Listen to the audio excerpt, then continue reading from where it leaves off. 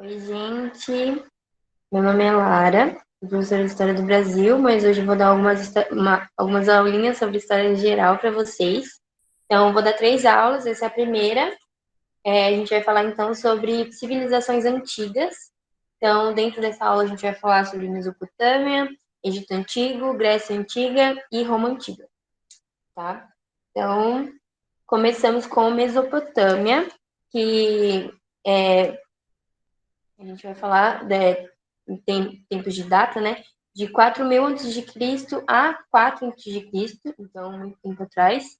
É importante a gente saber que Mesopotâmia, o nome significa terra entre rios, o que já explica, né, porque ela estava localizada entre os rios Tigre e Eufrates.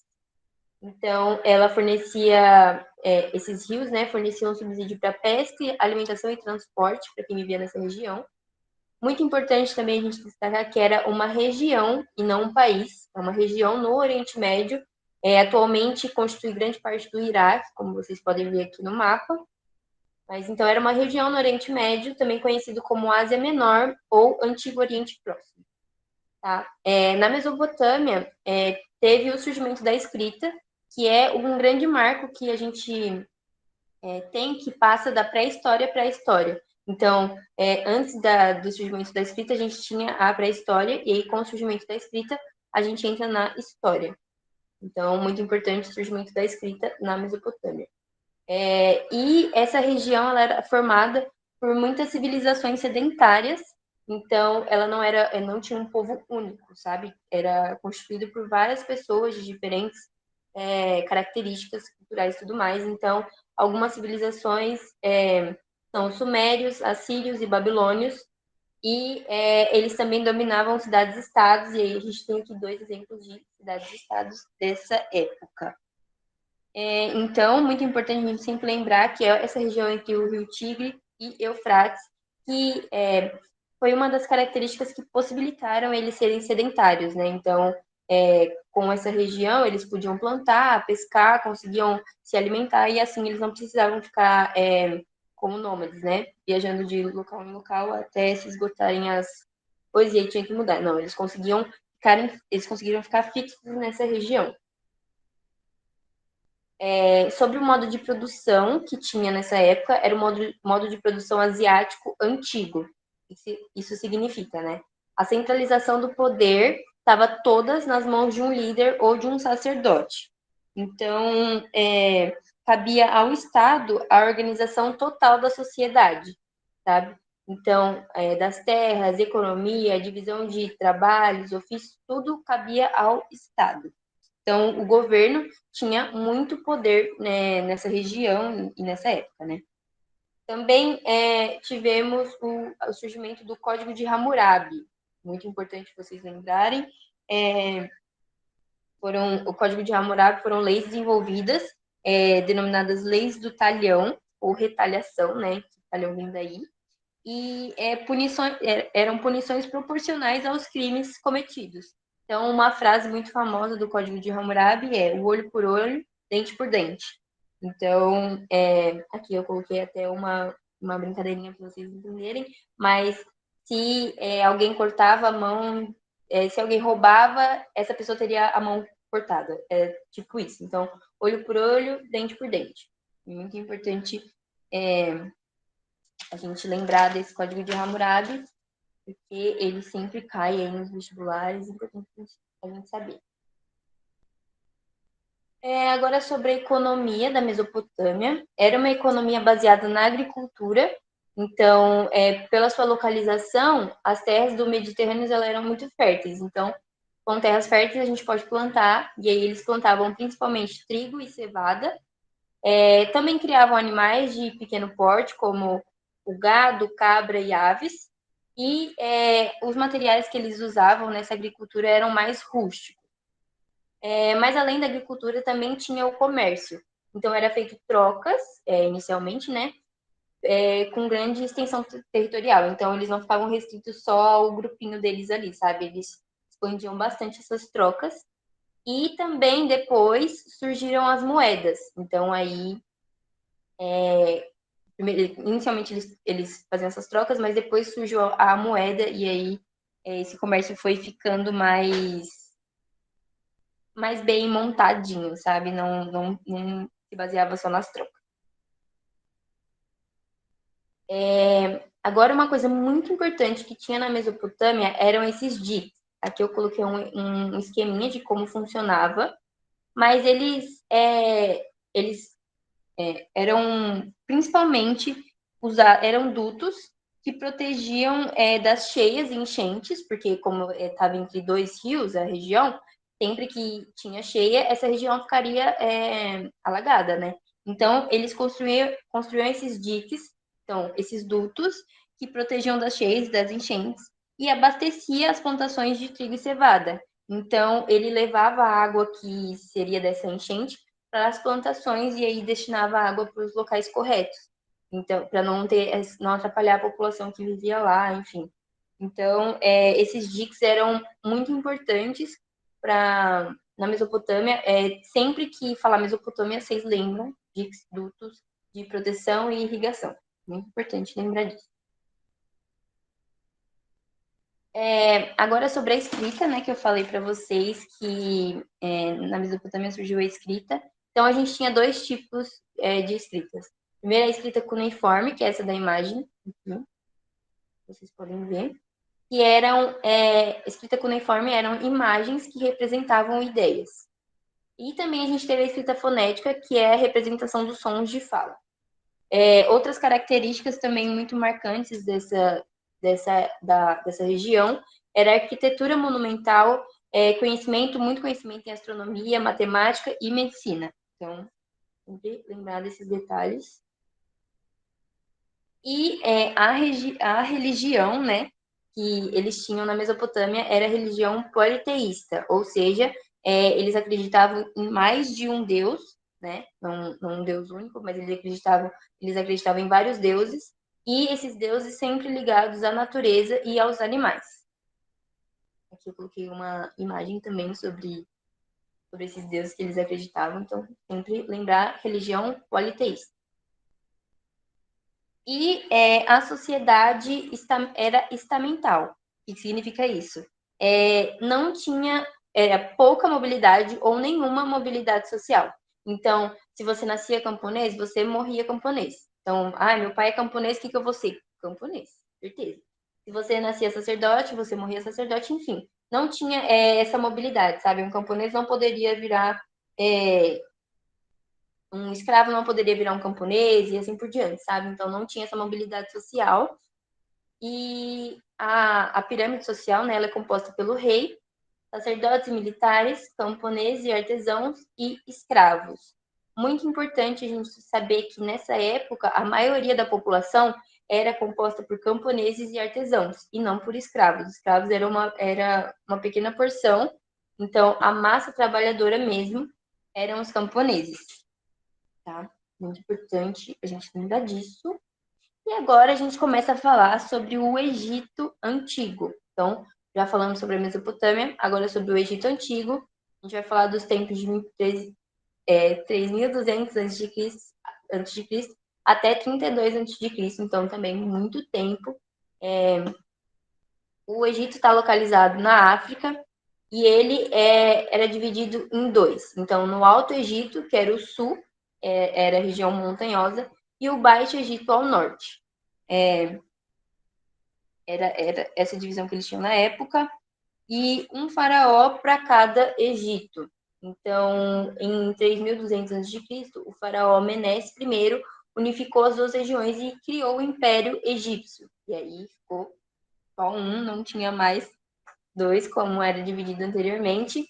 E aí esse império teve três fases, que foi o Antigo Império, de 3.200 a 2.100 a.C., né, que teve a construção das pirâmides mais famosas. Aí também teve o Médio Império, que foi de 2.100 a.C. a 1.580 a.C., que teve a presença dos hebreus. E, por fim, o Novo Império, de 1.580 a 715 a.C. É importante falar também que o Egito, as pessoas começaram a colonizar perto do Rio Nilo, as pessoas começaram a povoar perto do Rio Nilo. pelo mesmo motivo dos rios Tigres e Eufrates. Então, para conseguir sobreviver, conseguir plantar e não precisar ficar mudando toda hora, né? Não precisar ser nômade, conseguir se sedentarizar, eles povoaram perto do Rio Nilo, porque aí tinha fartura, terras férteis e tudo mais. E aí garantia uma estabilização para eles. O modo de produção também era o asiático antigo, então centralização do poder todo nas mãos do faraó. O faraó era a pessoa mais importante que existia no Egito, sabe? Ele era o representante de Ra, que é o deus criador do mundo. Então, vocês têm uma noção de como o faraó era importante no Egito. Era a figura de mais poder, e isso caracteriza a teocracia, que é quando você mistura a política e a religião. Então, o faraó, ele era a figura mais importante na religião e na política. Então, ele mandava em tudo e também era considerado um deus, e por isso que é a teocracia, né? A mistura da religião com a política. Então, o faraó, muito importante, muito importante. Coloquei duas imagens aqui só para vocês verem, mas é isso. Bom, agora sobre a economia do Egito, era uma economia agropastoril de regadio. Vamos lá por partes. Agro, porque conseguia plantar trigo, cevada e outros cereais. As técnicas que usavam na agricultura era muito mais avançada do que na Mesopotâmia, que eu falei que na Mesopotâmia ele era um pouco precário, né? No Egito, essas técnicas já são mais avançadas. Então, agro dessas plantações, pastoril, porque tinha pastos para a criação de gado e outros animais, e de regadio, porque o rio Nilo irrigava tudo. Então, eles conseguiam plantar bastante coisa, conseguia ter alimentação para o gado e água para o gado beber por conta do rio Nilo, sabe? Então, o rio Nilo, muito importante para a população do Egito Antigo dessa época. Aí, aqui no Egito Antigo, a gente tem 3 tipos de escrita. Então, a gente tem a escrita hieróglifa. Gente, essa palavra é muito difícil, toda vez eu erro. Escrita hieróglifa, que é a mais egípcia, é utilizada em templos, palácios e pirâmides, e é a mais elaborada, assim. Então, é essa primeira aqui que vocês estão vendo. Aí, a gente tem a escrita hierótica, que é o formato mais cursivo, usado para fins comerciais e burocratas. Então, é essa aqui. E a escrita demótica, que é a convencional, utilizada em assuntos do cotidiano. Então, assim, a demótica era mais convencional, todo mundo usava, usada em assuntos do cotidiano. A hieroglifa era usada mais, ela era mais específica, sabe? Tipo, não era todo mundo que usava e nem toda hora e tudo mais. Então, tanto é que era usada mais em templos, palácios, pirâmides. E a erótica é usada mais a fins comerciais.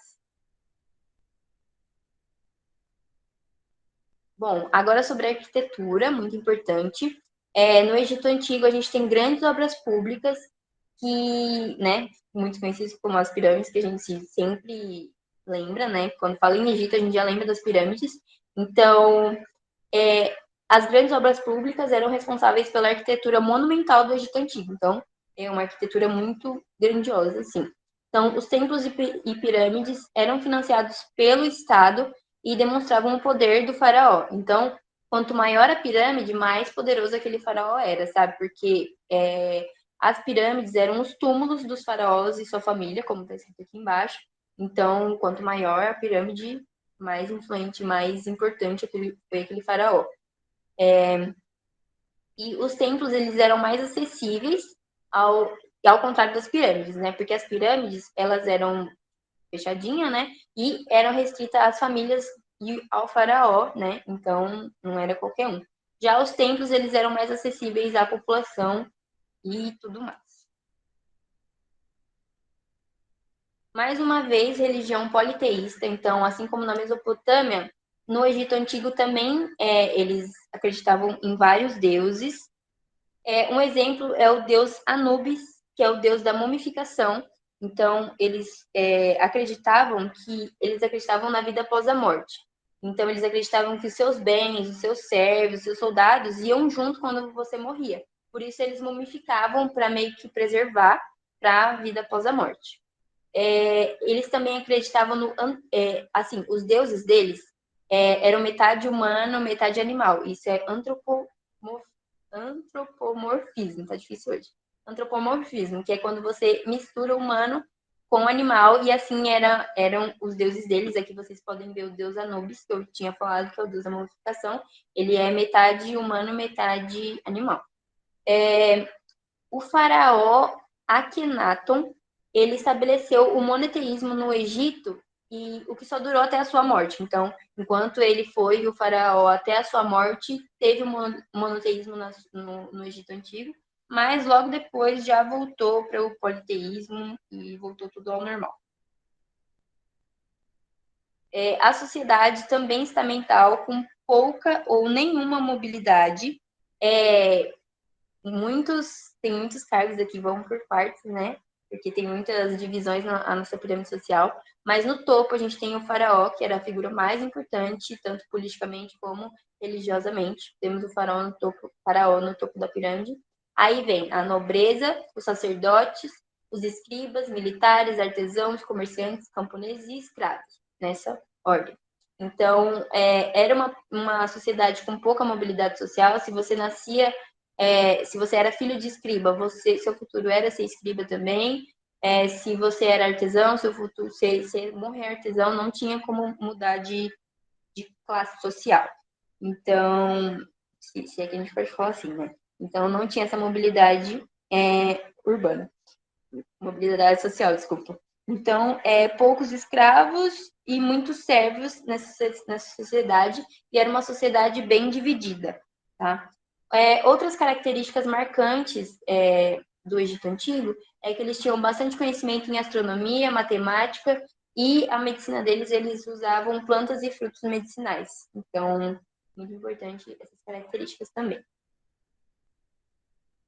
Bom, agora a gente começa a falar sobre Grécia Antiga. Já é a terceira civilização antiga que a gente está estudando, estamos quase no final, mas vamos lá.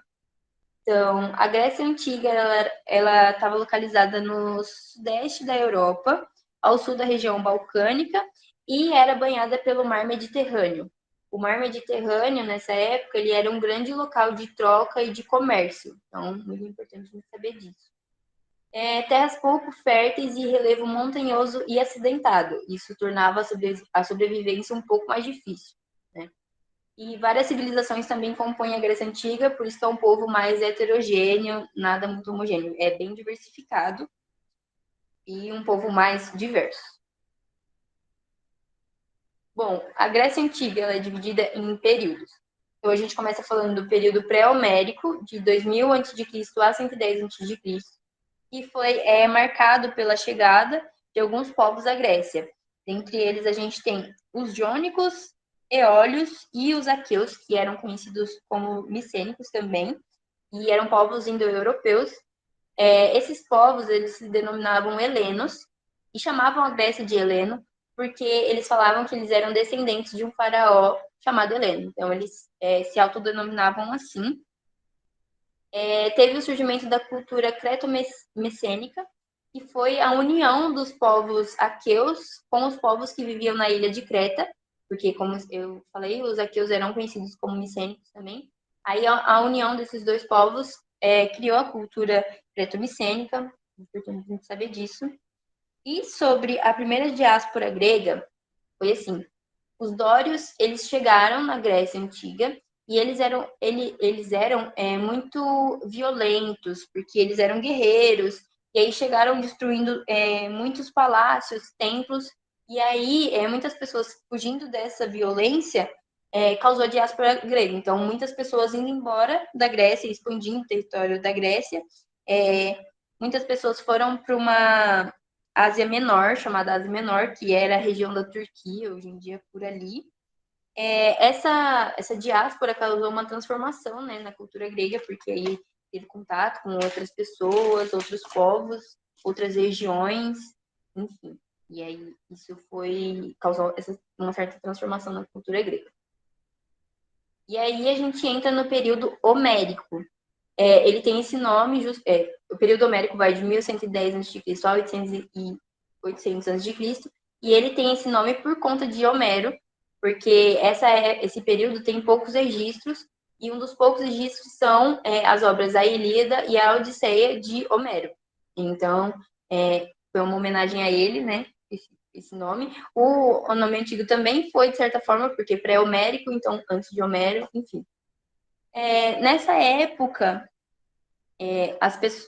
os povos, né, eles começam a se organizar em gênos, que são grupos familiares que ocupam as terras da Grécia. Então, tipo, eles se organizam em pequenos grupos familiares. E aí começou a surgir o conceito de propriedade privada, né?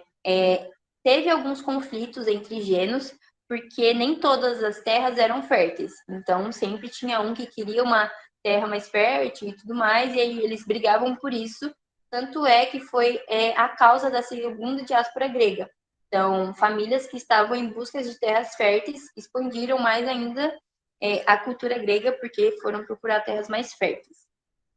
Essa organização em gênos também, esses grupos também é conhecido como sociedade gentílica. É só uma curiosidade.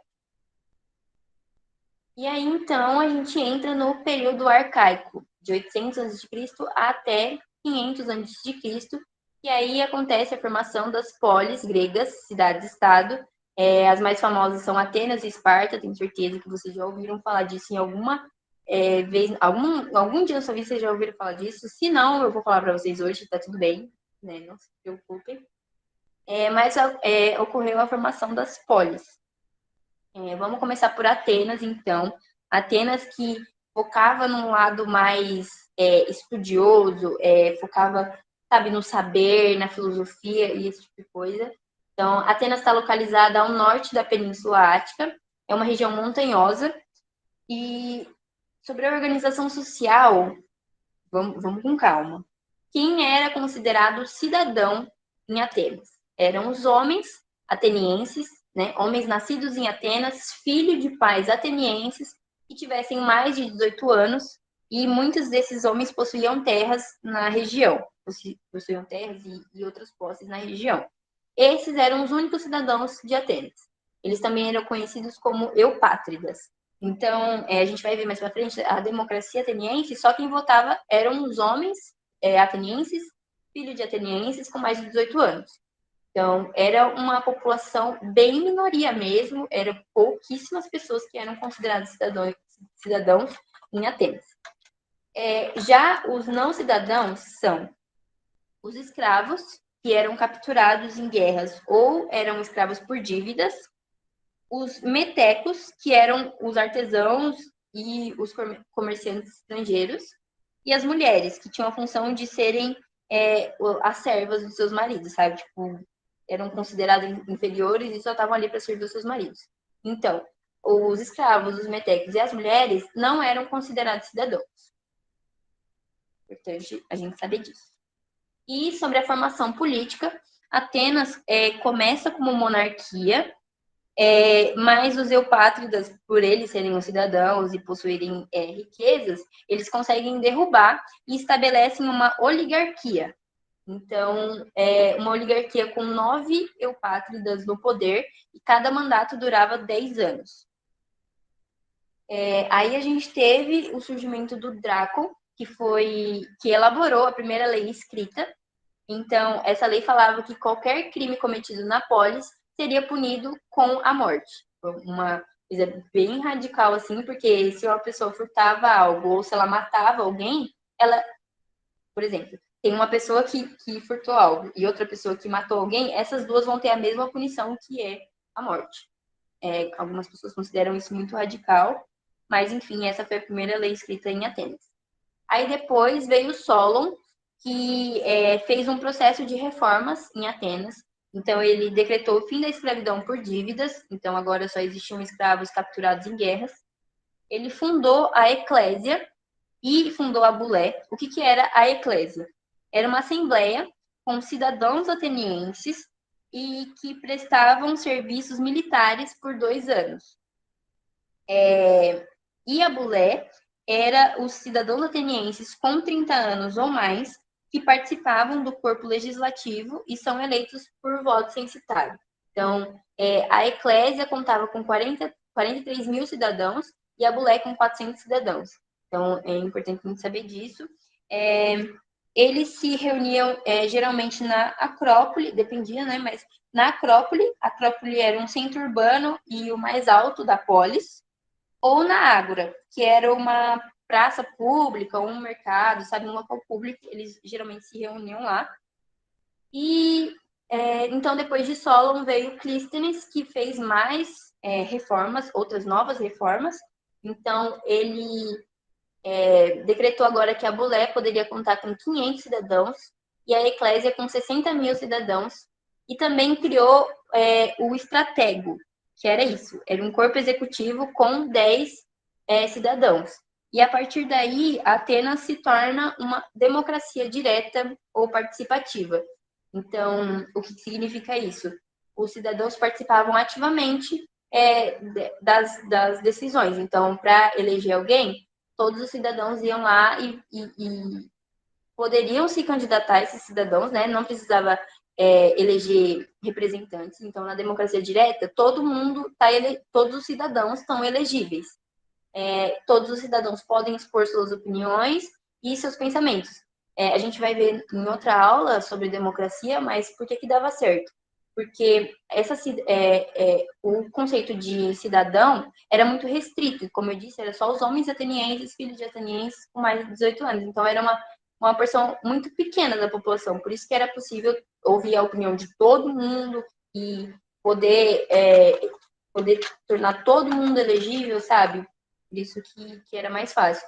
Não é como agora que muitas pessoas são consideradas cidadãos e aí a gente tem que eleger um representante, porque não tem como ouvir a opinião de todo mundo, o pensamento de todo mundo, sabe? Então, só por isso, só por poucas pessoas serem consideradas cidadãos, que era possível ser uma democracia direta.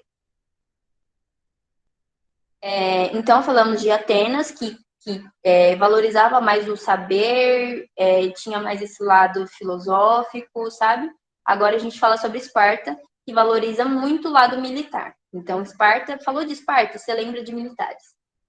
Esparta estava localizada na Lacedônia, na província do Peloponeso. E sobre a organização social, quem eram os cidadãos, né? Homens nascidos em Esparta, que iniciaram seus treinamentos militares aos 7 anos. Esses eram considerados cidadãos.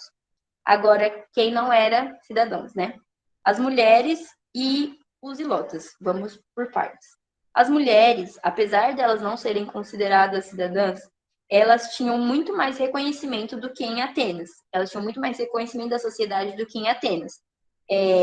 Elas tinham esse reconhecimento tão grande porque elas recebiam a responsabilidade de educar os guerreiros das polis, da polis, né, que era Esparta.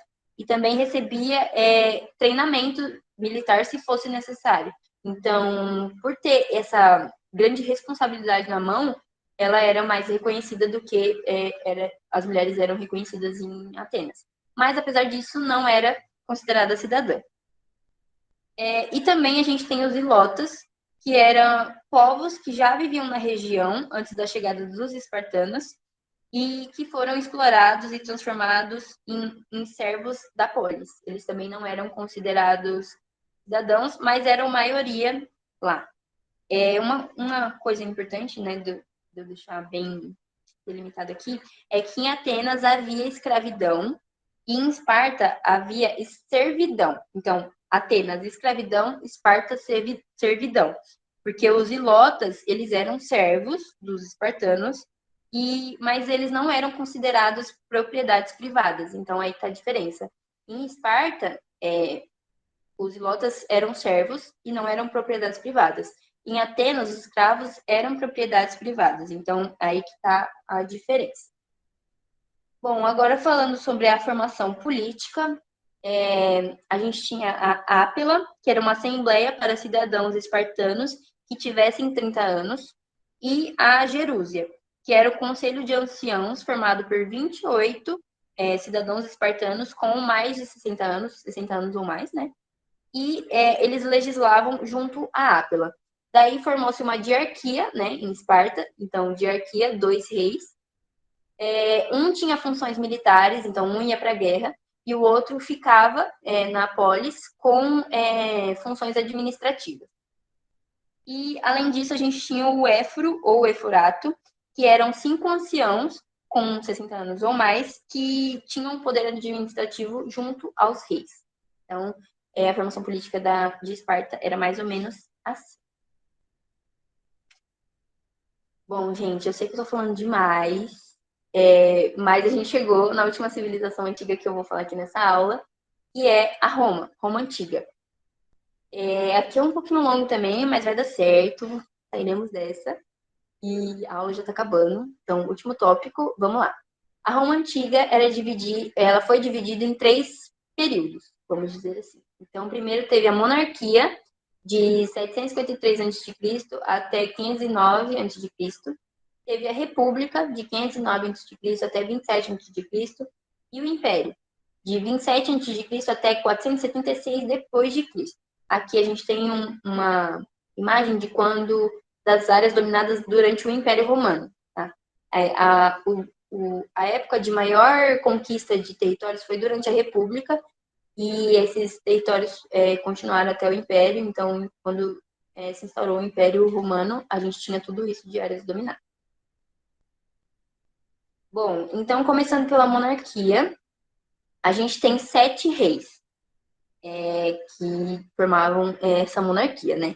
Então, muitos reis que governaram durante essa época, mas é importante a gente saber que durante essa época Roma era uma pequena vila formada por povos indo-europeus, então latinos e etruscos.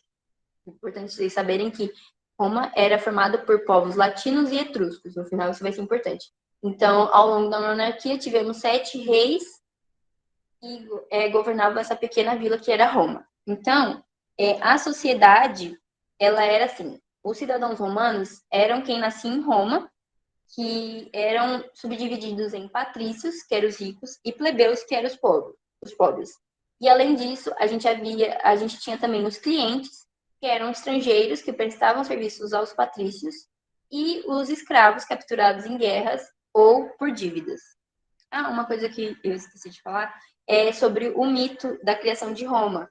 E tem uma historinha aí, né, por trás da criação de Roma. Vocês podem pesquisar ela mais completinha também, eu vou falar meio por cima. Mas é que Rômulo e Remo foram criados por uma loba, porque o rei lá de uma região não queriam filhos, e aí jogou eles na floresta, aí uma loba criou eles. Aí tá, eles cresceram, aí depois Rômulo matou Remo e se tornou o primeiro rei de Roma. E aí eles foram para a região do rei que abandonou eles. Enfim, povoaram lá, Rômulo matou Remo e ficou como o primeiro rei de Roma. Vocês podem pesquisar melhor ela inteira, né? Que é bem legal saber disso, mas é só uma curiosidade, só para vocês pesquisarem se quiser depois. Mas, enfim, a sociedade era composta, então, por patrícios plebeus, que eram considerados cidadãos, clientes e escravos. Tá? Muito importante. A política, ela era formada pelo rei, que tinha um poder executivo, pelo Senado, que tinha um poder legislativo, e o Senado era o mais importante da época, tipo, era muito forte o Senado deles. E tinha a Assembleia das Curias, que é a ratificação das leis. Então, tipo, para confirmar as leis, para passar mesmo as leis, passava pela Assembleia e estava pronta a lei. Então, a monarquia ela acabou por uma briga entre os latinos e os etruscos, lembra? Os primeiros povos que vieram para Roma, que povoaram Roma. Eles brigaram, e aí, porque assim, eles brigaram porque o Tarquino, o Soberbo, que era um etrusco, ele queria governar acima do Senado. Ele era um rei que queria governar acima do Senado. Mas não era assim que funcionavam as coisas, né? Então ele fugiu, Tarquino fugiu, e o Senado proclamou a República. E aí a gente começa a falar sobre o período da República. Então, nesse período, teve uma separação entre o que era um bem público e um que era um bem privado. E aí começou a ter uma maior valorização dos bens públicos. Aqui também a gente teve grande expansão romana, como eu havia dito. Então, expansão do território e, consequentemente, da população. Ele aumentou muito o número de escravos e de plebeus. Como aumentou bastante o número de plebeus, eles começaram a se juntar e começaram a reivindicar por serem representados. Eles não se sentiam representados e reivindicaram representatividade. Com isso, foi criada a Tribuna da Plebe, que era uma assembleia que podia barrar leis feitas pelo Senado. Então, se a plebe não concordasse com a lei ou algo do tipo, eles falavam na tribuna, e aí essa lei era barrada. E aí também teve a criação da Lei das 12 Tábuas, que garantia isonomia, ou seja, igualdade, na justiça aos plebeus. Então, eles conseguiram essa igualdade. E aí, a gente teve a formação de triunvirato. A gente teve dois. Então, triunvirato significa poder entre homens. E eles pretendiam controlar o poder dos plebeus, né? Então, o primeiro triunvirato foi de 59 a.C. a 53 a.C. Ele foi composto por Júlio César, Pompeu e Marco Crasso. Então, Marco Crasso morreu em batalha. E aí, Júlio César, nessa época, estava expandindo muito o território da Roma, sabe? Ele fazia várias expedições, expandia muito o território de Roma. E aí, Pompeu acusou ele de estar gastando muito dinheiro público, sabe? Tipo, gastando muito e meio que acusando sempre que ele estava gastando muito, sem estar tendo um retorno, sabe? O que não era muito verdade, né? E aí, Júlio César começou esse conflito com Pompeu por conta disso. E aí, Júlio César acaba vencendo essa briga e se torna o ditador perpétuo de Roma. Então, Júlio César fez muitas coisas. Fez leis, várias leis a favor dos plebeus, concedeu cidadania a estrangeiros, muitas obras públicas, conquistou muitos territórios, enfim. Isso não agradou muito aos patrícios, porque principalmente porque ele tinha concedido leis, concedido cidadania a estrangeiros, leis para os plebeus, isso não agradou muito aos patrícios, e aí aconteceu que Júlio César foi morto, apunhalado pelos senadores. Então, Júlio César, é importante a gente falar, Júlio César se tornou meio que um deus em Roma, sabe? Posteriormente, as pessoas até cultuavam o deus Júlio César, porque ele foi muito importante na Roma, e foi muito importante, muito. Então, sempre lembrar do nome dele. E aí a gente fala agora sobre o segundo triunvirato, que foi de 43 a.C. a 33 a.C. Então, era composto por Otaviano, Marco Antônio e Lépido. Aqui do lado tem as fotos dos dois triunviratos, por quem compôs cada um deles, vocês podem olhar. Mas o que rolou, né, nesse segundo triunvirato? Cada um dos três recebeu um pedaço do território de Roma para governar, né? Mas não deu certo, obviamente, e eles começaram a brigar. Então, Lépido foi derrotado por Otaviano e Marco Antônio também foi derrotado por Otaviano na Guerra do Áquio. E Otaviano se intitulou Imperador Augusto, ou Otávio Augusto, só Augusto. Por que Augusto? Augusto significa divino. Então, ele se intitulou Augusto e deu fim ao período da República.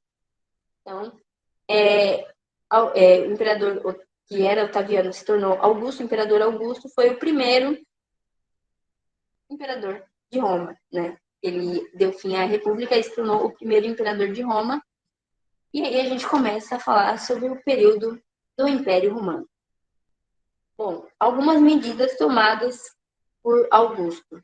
A Pax Romana. O que significa isso? Ou Paz Romana, né? Significa isso. Consistia na redução da expansão territorial de Roma, porque, como eu disse, Roma se expandiu muito durante o governo de Júlio César, e aí eles deram uma freada, uma paz ali, não conquistaram mais nada por um tempo, então paz romana. Augusto, ele fez muitas coisas em Roma, que eu só vou citar algumas, mas ele fez muitas coisas. Dentre elas, profissionalizou o exército e estimulou o culto aos deuses tradicionais e combateu a introdução de práticas religiosas estrangeiras. É importante falar que o cristianismo, nessa época, ele era bem perseguido, então os cristãos eles eram muito perseguidos nessa época, mas é isso, algumas medidas tomadas por ele. Nessa época do Império, a gente tem uma política muito importante que vocês precisam lembrar, que é a política do pão e circo. O que significa isso? Era meio que uma política de enganação, porque eles davam, o imperador, né, dava entretenimento e alimento à população, principalmente à plebe, para que eles não reivindicassem mais poderes, sabe? Tipo isso. Então, para manter a plebe calma, eles davam entretenimento e alimento e para manter tudo quietinho e tudo mais. Ficou muito conhecido as batalhas nos coliseus. Eu falei do cristianismo, né? Muitas vezes eles pegavam alguns cristãos, jogavam no coliseu e jogavam com algum animal, sabe? Tipo um leão, enfim, alguma coisa do tipo, para lutar. E, obviamente, essa pessoa morria, né? Então, para entreter a população, eles faziam esse tipo de coisa. E durante o Império também a gente tem o crescimento do cristianismo. O cristianismo começou a se expandir por Roma, principalmente, né? Mas Roma era politeísta, né? Então acreditava em vários deuses. E aí começou os choques de cultura. A gente tem em 313 depois de Cristo a lei Edito de Milão, que proibiu a perseguição de cristãos. E em 380 depois de Cristo, a lei Edito de Tessalônio, e Roma se tornou cristã. Roma se tornou cristã durante o reinado, né, do imperador Teodósio, tá? Tá bom, acho que sobre o cristianismo é isso. Uma coisa que eu não falei Roma se expandiu bastante o seu território, mas respeitava bastante as características dos povos dominados. Então, isso é uma coisa importante de ser lembrada. E aí, quando Augusto morreu, Roma teve 4 dinastias de imperadores. Então, a gente começa pela dinastia Júlio-Claudiana, que foi assim. Tibério, ele foi o primeiro imperador dessa dinastia. Ele executou muito bem os planos deixados por Augusto, mas ele foi acusado da morte de um general muito importante da época e teve o povo e o senado contra você. Então, ele foi morto e os seus sucessores foram o Calígula, que era filho desse general que ele foi acusado de matar, Cláudio, que era, se eu não me engano, tio desse general que ele foi acusado de matar, e Nero. Sim, o famoso Nero, que pôs fogo em Roma, esse mesmo, Nero. Nero foi o último imperador dessa dinastia, uma dinastia caracterizada por muitos conflitos entre o Senado e os imperadores. Aí depois dessa dinastia, a gente teve a dinastia dos Flávios. Essa dinastia foi quando os romanos dominaram a Palestina e houve a diáspora do povo judeu. Diáspora é dispersão, sabe? Tipo, fuga. Sabe? Ir embora. Do povo judeu da Palestina, né? Depois a gente teve a dinastia dos Antoninos, que foi o apogeu do Império Romano, né? Nessa dinastia a gente teve Marco Aurélio, que é um nome bem conhecido, né? Ele cultivava os ideais de justiça e bondade. E também teve Cômodo, que foi... agora que eu vi que teve um erro de digitação aqui, mas... Desculpa, gente, mas ali é que... Mas ele foi assassinado por ser corrupto.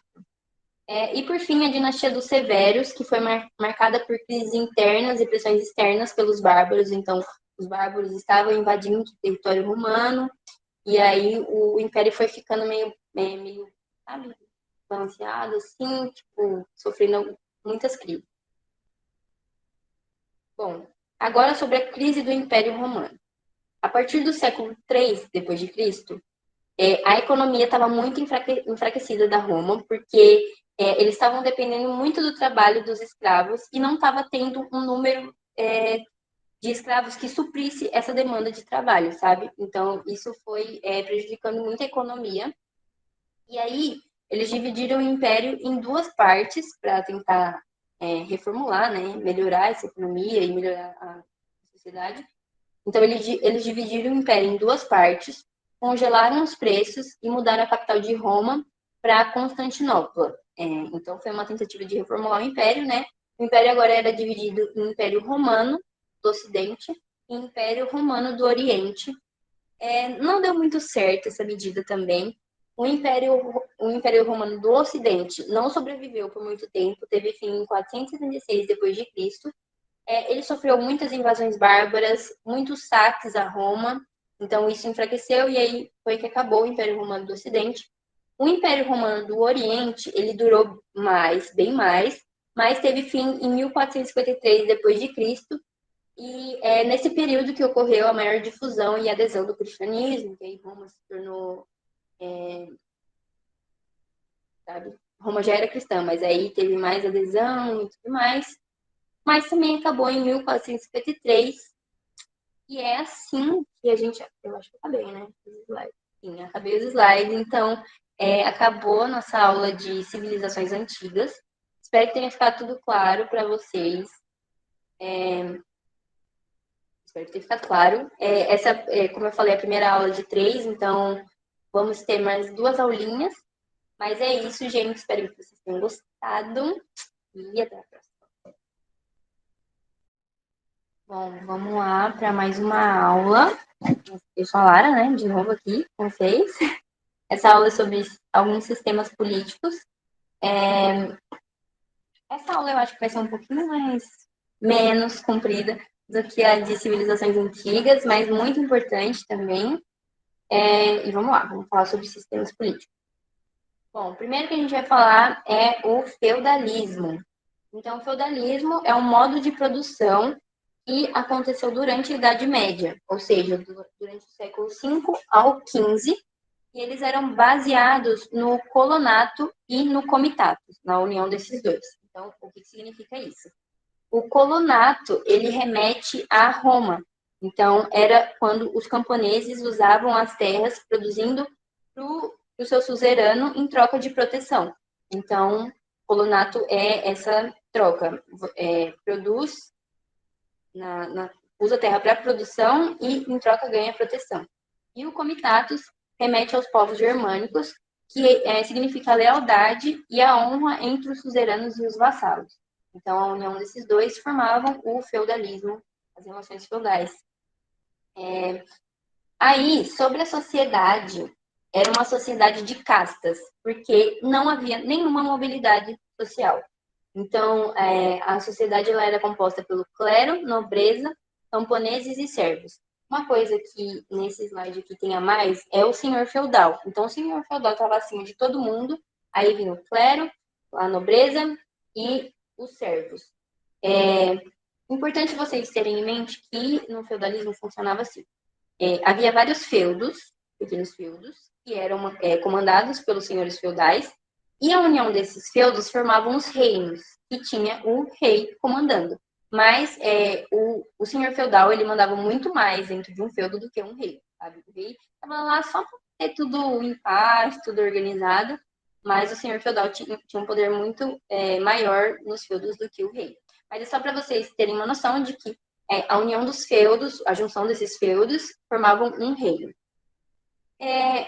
Então, vamos falar um pouco sobre a sociedade, né? O clero, ele controlava todo o conhecimento através de seus dogmas.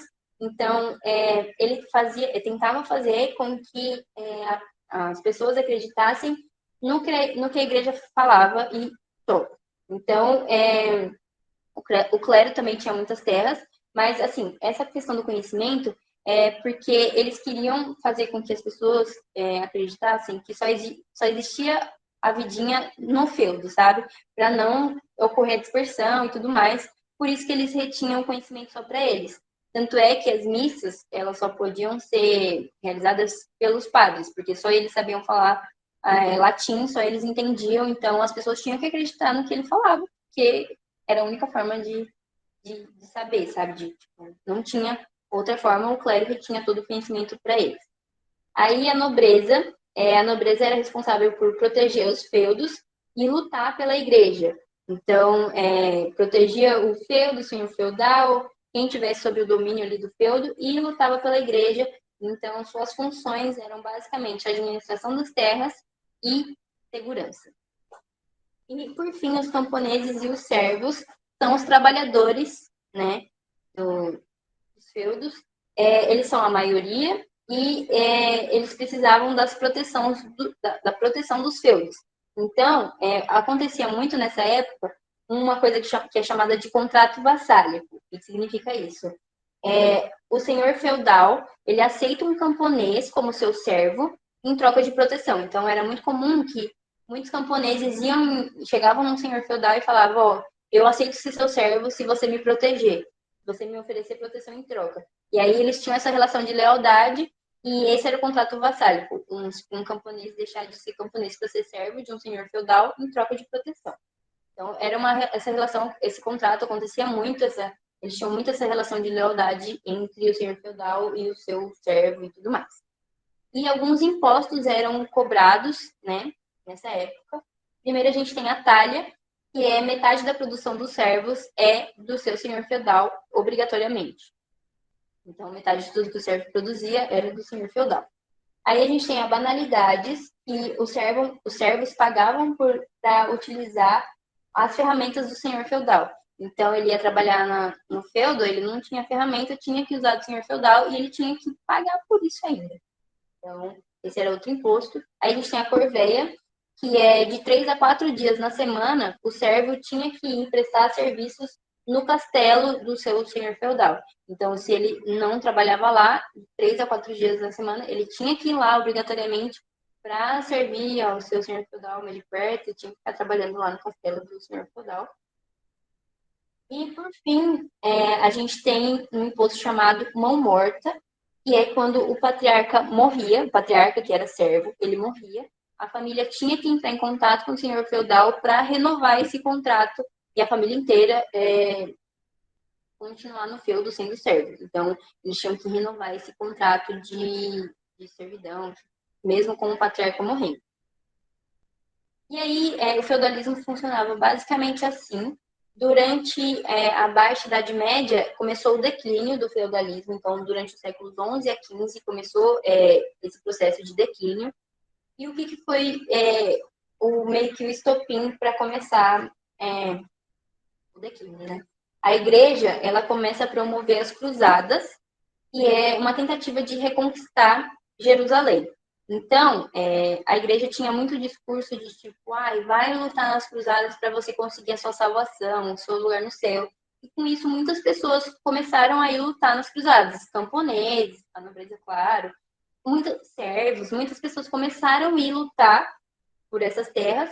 E aí eles começaram a ver que o mundo era muito mais do que só o mundinho ali do feudo, sabe? Eles começaram a ver além, sabe? Que era justamente, foi um tiro no pé da igreja católica.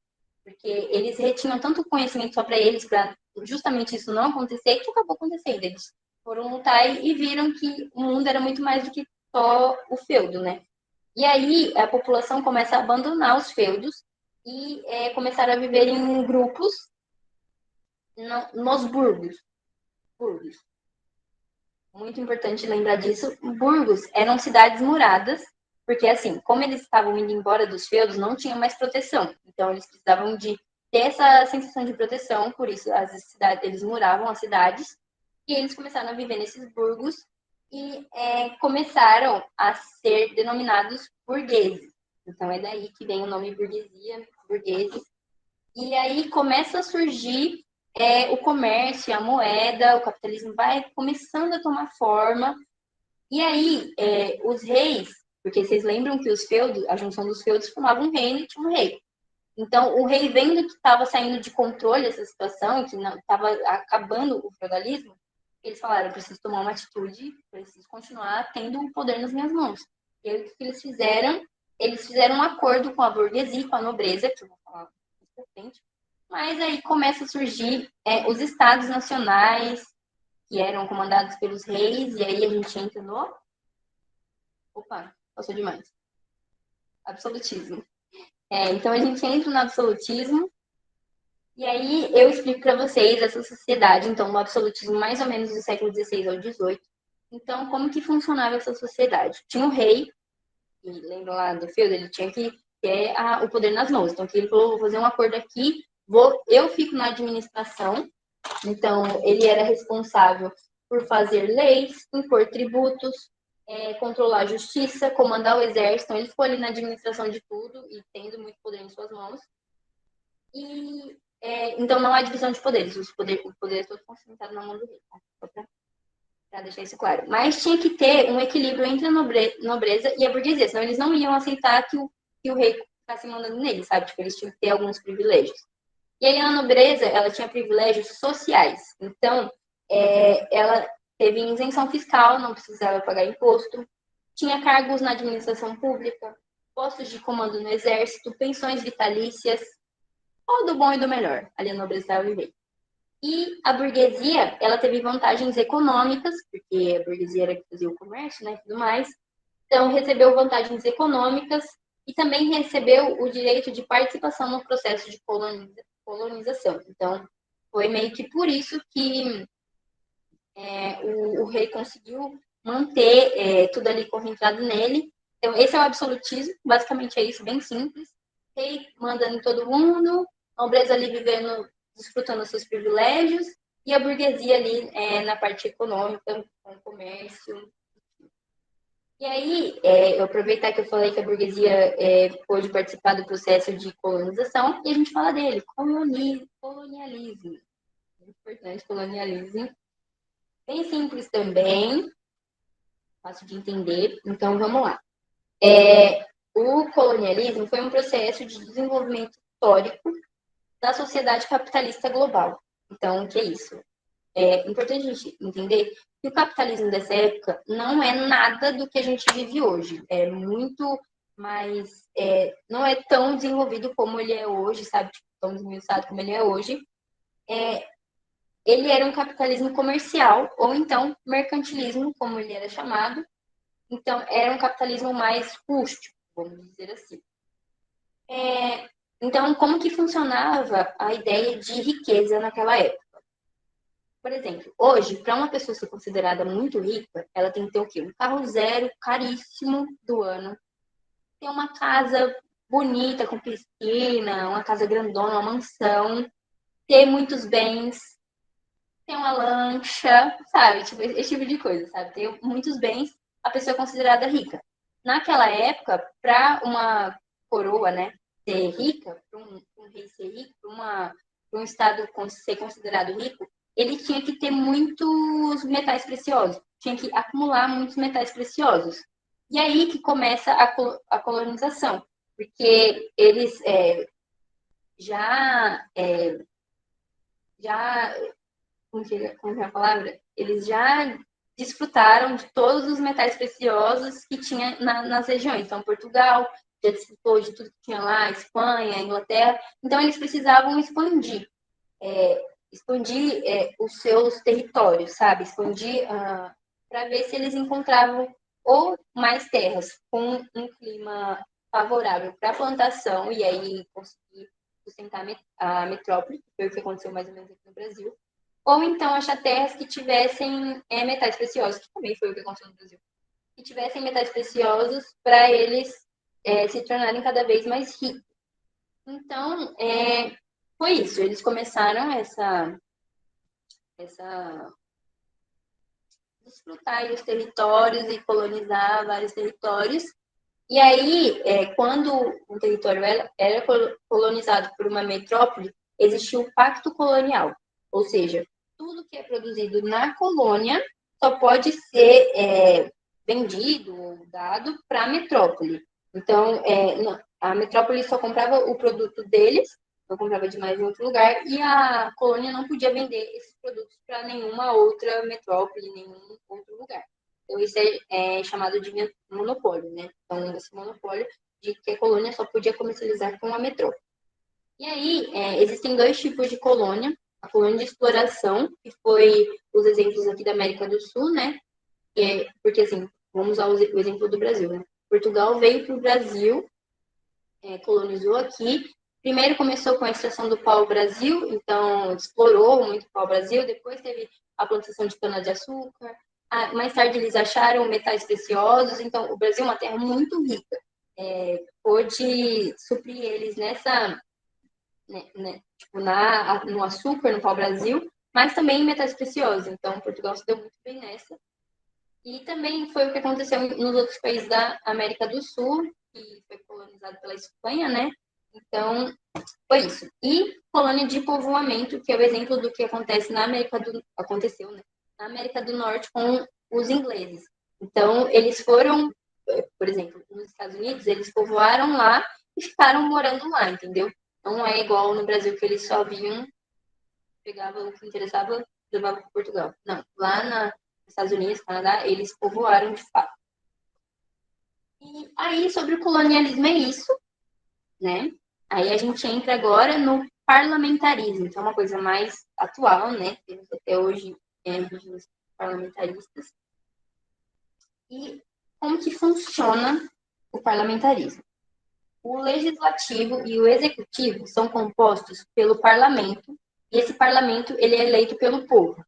Então, tem um parlamento que ocupa o executivo e o legislativo.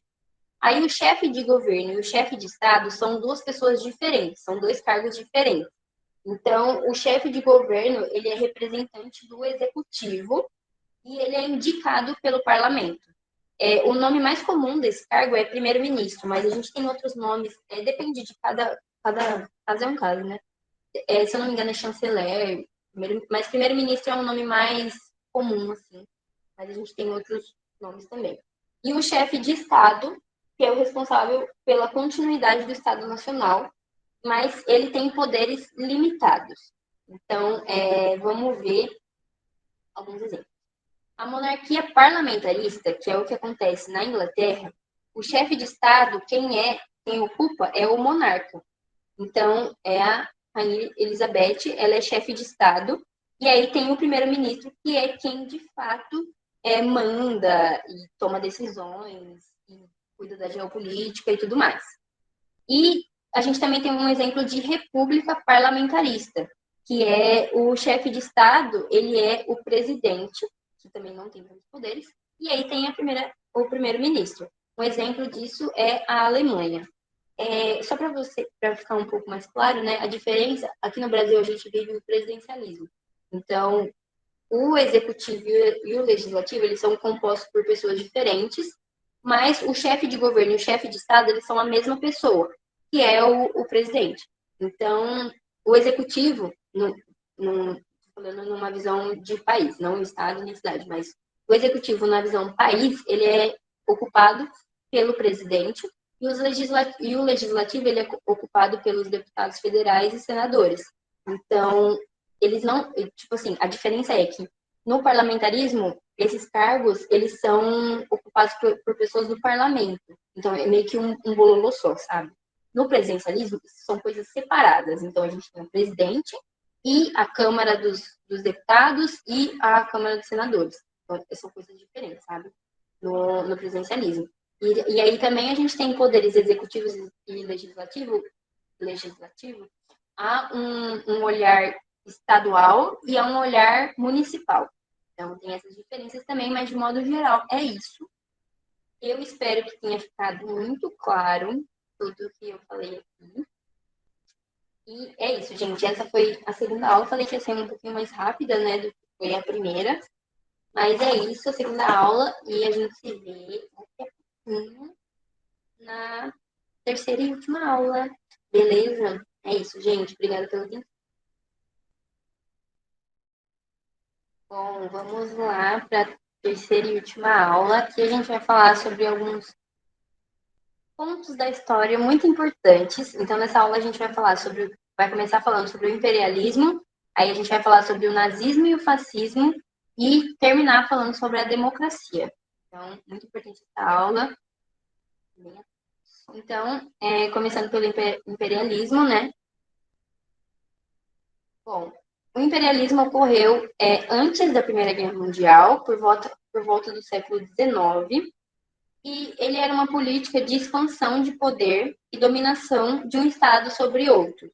Então, basicamente, eram países querendo dominar outros países. A industrialização, ela fez com que esses países precisassem de mercado consumidor, matéria-prima e também precisavam aliviar os centros urbanos que estavam muito lotados. Então, precisava de outros territórios para essas pessoas poderem ir para lá, sabe? Então, essa foi a influência da industrialização no imperialismo. E aí entra a questão do darwinismo social. O darwinismo social fala que existem sociedades mais evoluídas que outras, e aí eles usavam isso de desculpa, falando que eles iam expandir para outros territórios, porque eles precisavam levar a civilização para esses povos que eram menos desenvolvidos, que é uma ideia totalmente distorcida do darwinismo, né? Mas, enfim, eles queriam levar conhecimento às sociedades inferiores, consideradas inferiores. E aí, nessa busca por novos territórios, entra o neocolonialismo, que foi a colonização da Ásia e da África, que tinha como característica, né, a missão civilizadora, e, enfim, eles, né, estavam à procura de novos territórios para colonizar. Sobre o neocolonialismo, agora existiam 3 tipos tipo, antes era só metrópole e colônia, né, no colonialismo. Agora no neocolonialismo a gente tem 3 subdivisões. Então a gente tem as colônias, que era administrado pelo Estado europeu, o protetorado, que é quando eles conservavam a chefia local, então eles deixavam os chefes do território, deixavam os chefes locais, mas eles deviam ser aliados desse governo estrangeiro que chegou lá. E também áreas de influência, que eram países com governo autônomo, mas que fizeram um acordo desigual com esse país europeu. Então, tipo, um país que favorecesse muito mais o país europeu do que o país que estava sendo explorado. Bom, aí a gente começa a falar sobre alguns países que teve esse imperialismo, né? Primeiro, a Índia foi um protetorado da Inglaterra. Protetorado é a conservação da chefia local, mais aliado do governo estrangeiro. Então, a Índia foi um protetorado da Inglaterra. A Inglaterra, ela acabou com o comércio de tecido de algodão na Índia. Esse comércio era o mais importante da Índia, dava muito dinheiro, muito lucro, era muito conhecido. E a Inglaterra simplesmente acabou com esse comércio na Índia. E eles, os indianos, não gostavam da presença inglesa, porque tinha muita opressão e os ingleses, tentavam impor a cultura ocidental sobre os indianos. Então, eles também não gostavam disso. Tanto é que teve a Guerra dos Cipais, né? E foi uma guerra de soldados indianos contra ingleses, mas a Inglaterra venceu e ela voltou atrás com algumas normas que tinham imposto sobre a Índia, mas manteve o controle sobre a Índia, tanto é que ela virou uma colônia da Inglaterra. Então, ela era um protetorado, eles tinham mantido a chefia local, mas virou uma colônia. Então, agora, a Inglaterra que administrava a Índia. A Inglaterra tomava conta de tudo. Então, foi um período aí um pouco conturbado para os indianos, porque eles não gostavam dos ingleses lá. Aí agora a gente tem a China, um país economicamente e socialmente fechado, então não queriam fazer comércio com a Inglaterra. A Inglaterra queria vender tecidos para a China, mas eles não queriam. Então a Inglaterra decidiu ir no ponto fraco. Começou a comercializar ópio com a Inglaterra.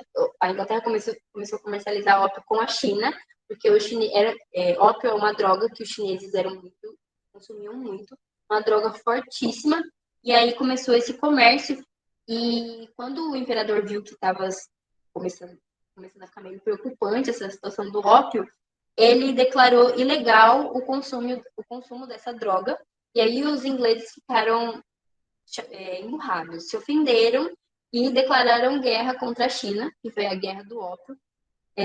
Essa guerra é dividida em duas, mas tem gente que fala em só uma, enfim. Mas o primeiro momento dessa guerra foi quando a Inglaterra declarou guerra à China, e aí a Inglaterra venceu, né?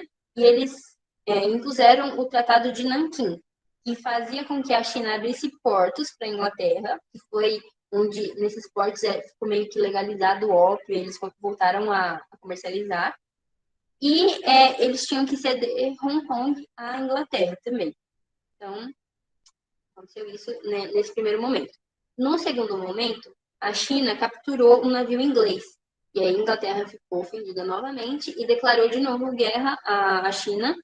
Nesse segundo momento, a Inglaterra venceu de novo, tentou impor um novo tratado, mas a China não quis assinar.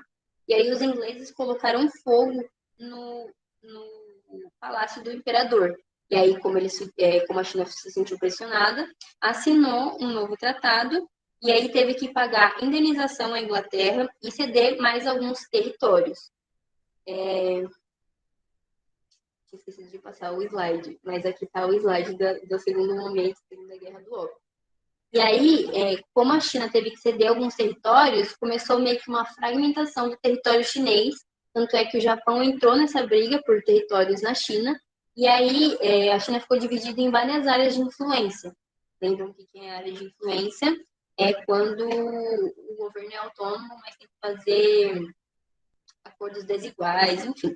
Então, a China, o território chinês ficou muito fragmentado. Agora, falando sobre o Japão, também um país economicamente e socialmente fechado, ele fez um tratado, os Estados Unidos e o Japão fizeram um tratado que fez com que o Japão abrisse seu comércio aos Estados Unidos. Então, só um detalhe importante desse tratado.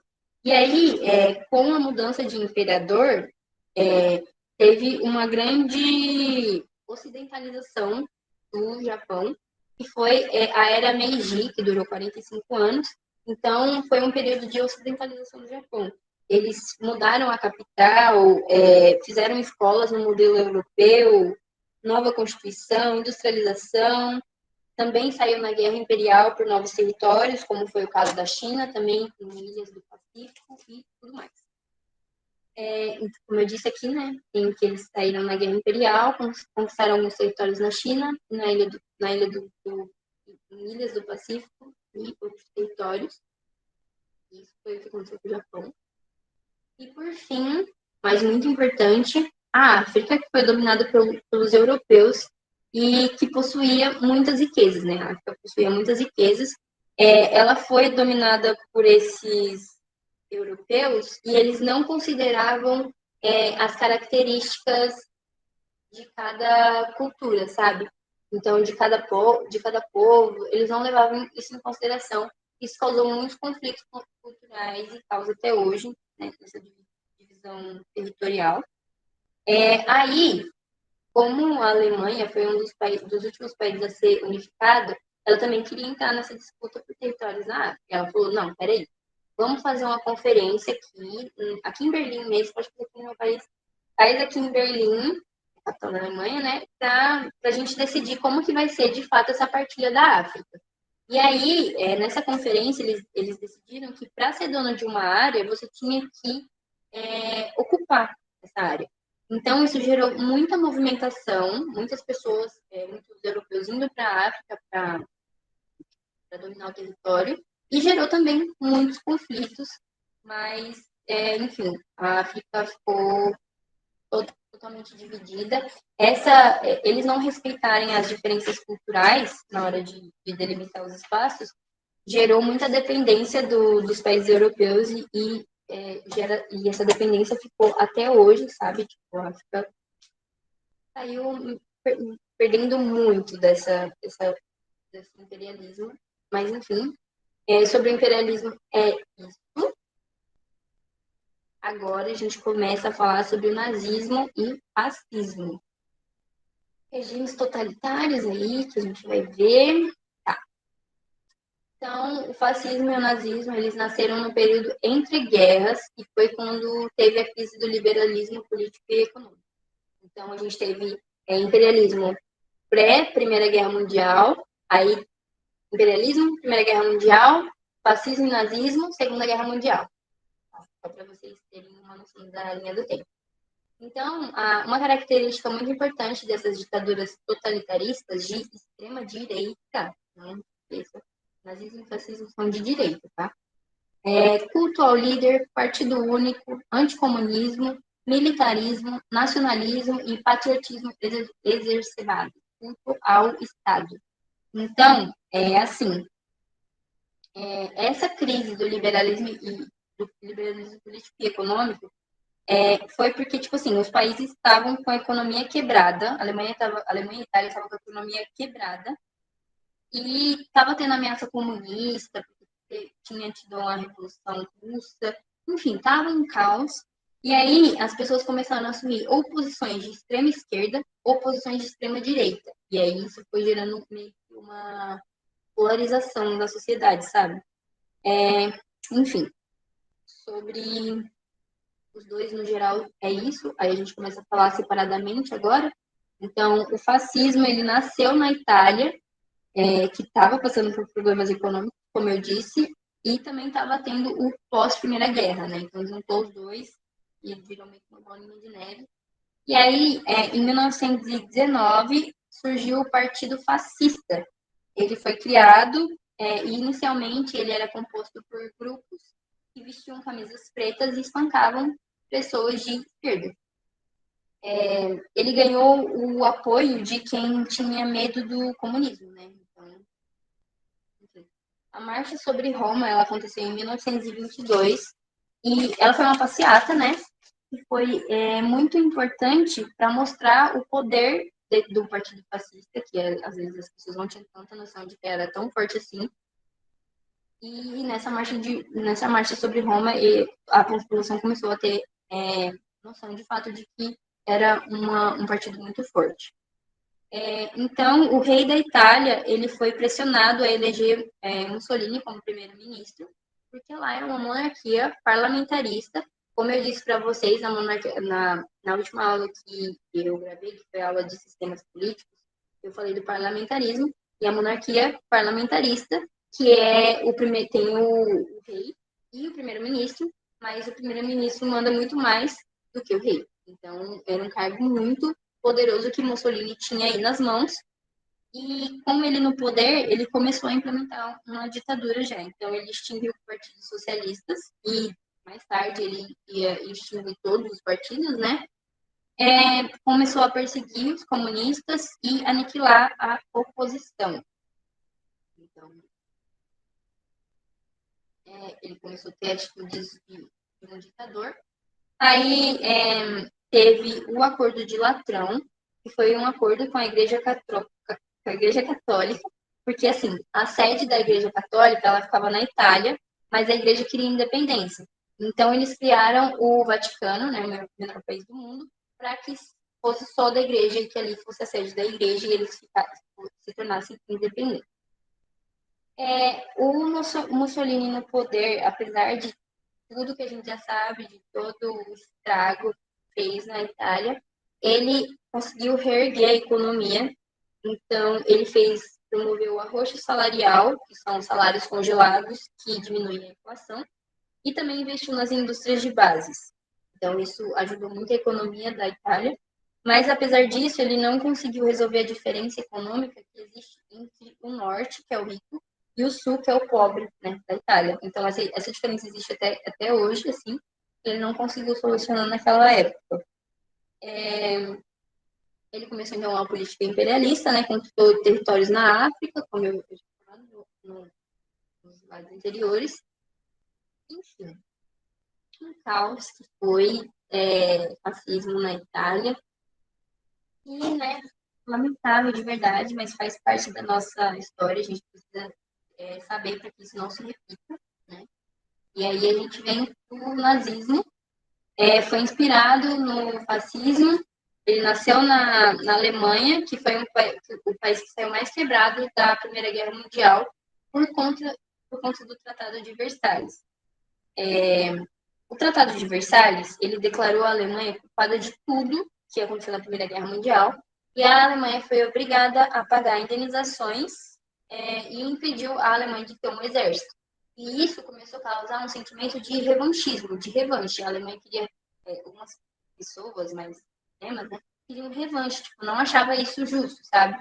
E aí, com a criação do Partido Nazista, eles tentam dar um golpe para tomar o poder, mas eles não conseguem, e Hitler é preso.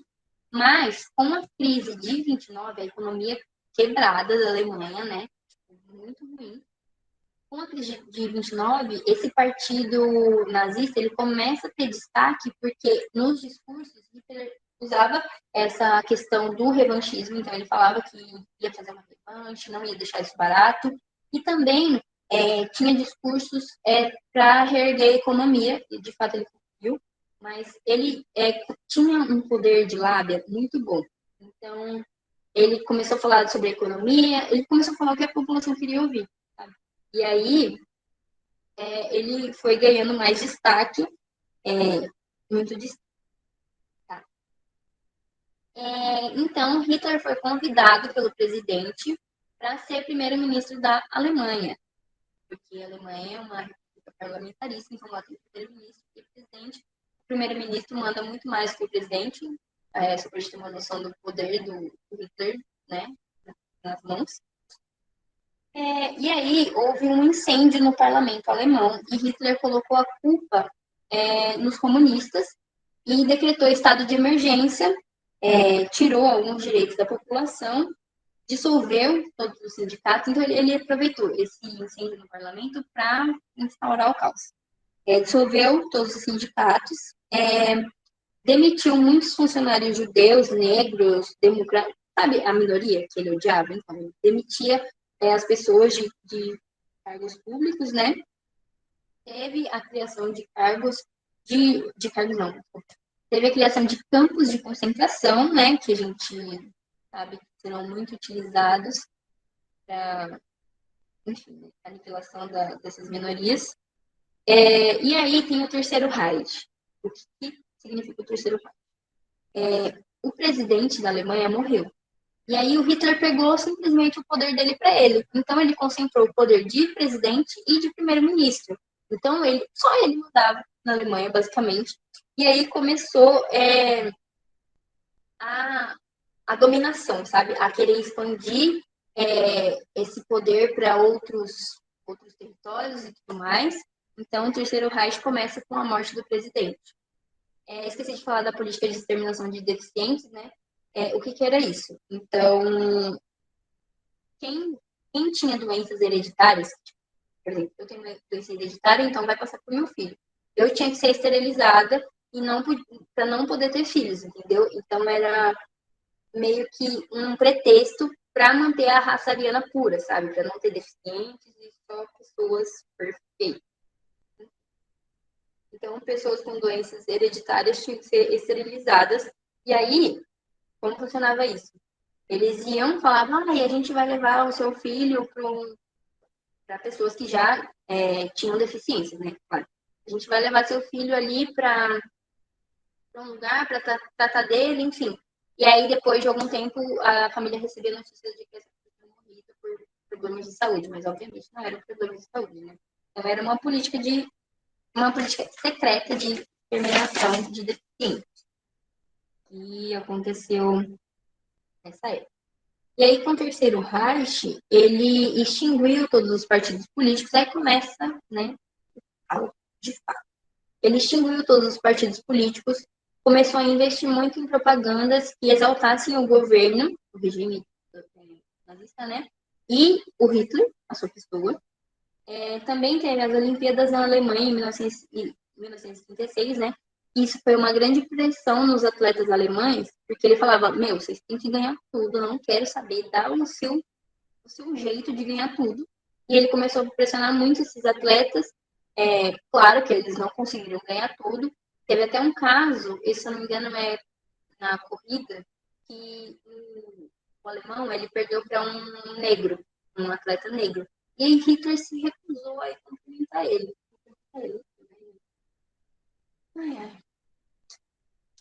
E também tivemos Juventude Hitlerista, que é que os jovens, as crianças aprendiam desde pequeno a serem nazistas. Então, tipo, na escola, eles aprendiam a estavam lutando mesmo toda hora e cultuar o Hitler, enfim. Eles aprendiam a ser nazistas desde pequenos. Tivemos as leis de Nuremberg, que eram leis antissemitas, então, anti-judeus, né? Então, as pessoas delatavam as pessoas que eram judeus, tipo assim, ai, meu vizinho aqui é judeu. E aí começou o grande extermínio dos judeus, né? Muitos filmes foram feitos nessa época, ridicularizando os judeus também. Então, essa ideia que a gente tem que judeu tem um nariz grande, orelha grande, é tudo dessa época, sabe? Eles ridicularizavam muito os judeus. Teve um evento, né, chamado Noite dos Cristais, que foram ataques aos judeus e aos seus comércios, e aí de tanto vidro que tinha, né, ficou conhecido como Noite dos Cristais, mas foi grandes ataques aos judeus e aos seus comércios. Apesar de toda a parte ruim, péssima, horrível, tem o nazismo, né, realmente lamentável tudo isso que aconteceu. Hitler conseguiu melhorar a economia, né? Então, ele foi um bom governante nesse sentido. Então, ele promoveu também o aumento salarial, conseguiu gerar mais empregos, diminuiu a inflação, melhorou a economia. Ele descumpriu o Tratado de Versalhes, né? Então, ele investiu no exército e indústrias alemãs também. Mas, enfim, ele conseguiu melhorar a economia de certa forma. E aí começa a teoria, começa não, né? Ele também tinha a teoria do espaço vital, que era a expansão da raça ariana para outros territórios, que foi a causa da Segunda Guerra Mundial. Então ele começou a invadir outros territórios, e aí a Segunda Guerra Mundial veio aí, enfim. Nazismo e fascismo matou muitas pessoas. Foram regimes, assim, realmente muito tristes de falar sobre eles, mas é necessário que a gente fale para a gente não esquecer, tipo, a gente não pode esquecer disso, sabe? Para que isso não se repita no futuro, a gente precisa, eu como professora, no lugar de professora, preciso estar passando isso para vocês, por mais que doa falando sobre isso, porque a gente não pode esquecer que houve um governo que pregava um ódio enorme aos negros, aos gays, a população LGBTQIA+, de modo geral, aos judeus, entendeu? Aos muçulmanos, gente. Parece que é tão besta, mas, meu, existia um governo que pregava ódio às pessoas, sabe? E a gente não pode esquecer disso. A Alemanha, atualmente, os alemães, eles sentem muita vergonha de falar sobre isso, né? Porque, mano, passado terrível. Eles não podem andar com bandeira, tipo, à toa, assim, sabe? Tipo, eles saírem com a bandeira da Alemanha na rua, não pode. Porque isso é considerado um neonazista, sabe? Enfim, eles têm realmente muita vergonha de falar sobre isso, mas a gente precisa falar, não podemos deixar cair no sentido. E, por fim, falaremos sobre a democracia. Gostamos de democracia, né? A ditadura é uma coisa passada. O mundo agora é democracia. Mas, então, gente, apaga. Eu esqueci de apagar essa parte aqui, me perdoem. Mas essa não é uma característica da democracia. Como vocês podem saber, democracia é escutar a opinião dos cidadãos. Então, a gente tem 3 tipos de democracia, né? Tem a direta, que é a da Grécia Antiga. Lembra a primeira aula que eu dei para vocês? Então, eu falei sobre democracia direta ou participativa, né? Que é a participação ativa e cidadãos elegíveis. Na Grécia Antiga, né, como eu falei. Então, como o conceito de cidadão era bem restrito naquela época, era muito fácil você ter a participação ativa de todos, sabe? Por isso que era muito simples ter uma democracia direta. Já, por exemplo, no Brasil, não é possível a gente ter uma democracia direta, porque a gente tem muita gente, não vai dar conta de ouvir a opinião de todo mundo, por isso que a gente elege representantes. que aí entra a democracia indireta ou representativa, que é a população escolher representantes, porque o conceito de cidadão foi ampliado. Então, agora quem que pode votar? Analfabeto pode votar, mulher pode votar, homem pode votar, pessoas que acabaram de fazer 16 anos podem votar se quiserem, mas a partir de 18 é obrigado. Então, ampliou muito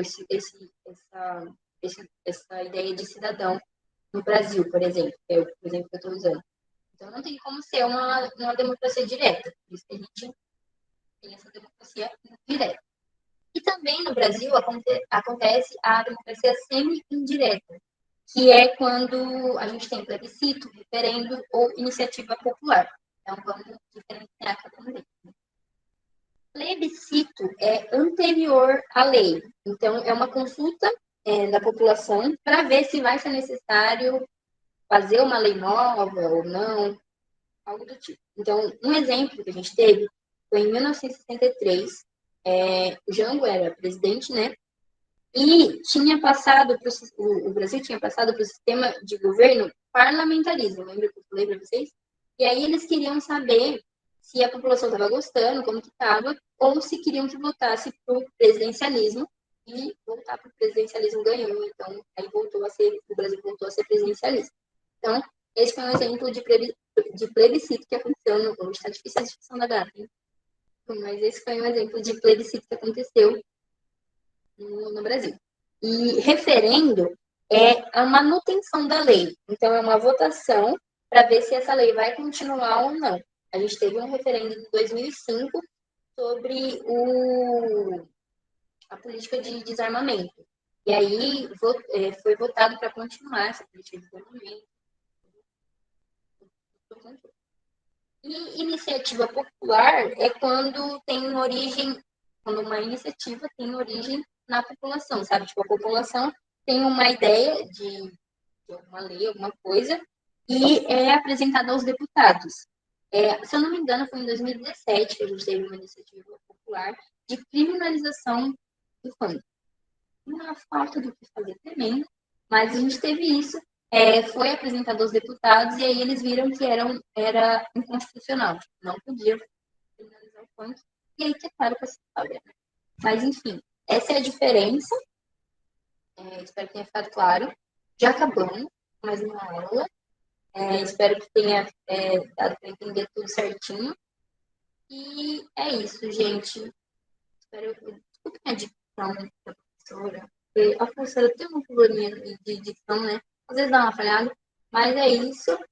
E muito obrigada pela atenção. E é isso, nossa aula, a nossa terceira aula, e acabou. Agora sim, acabou de verdade.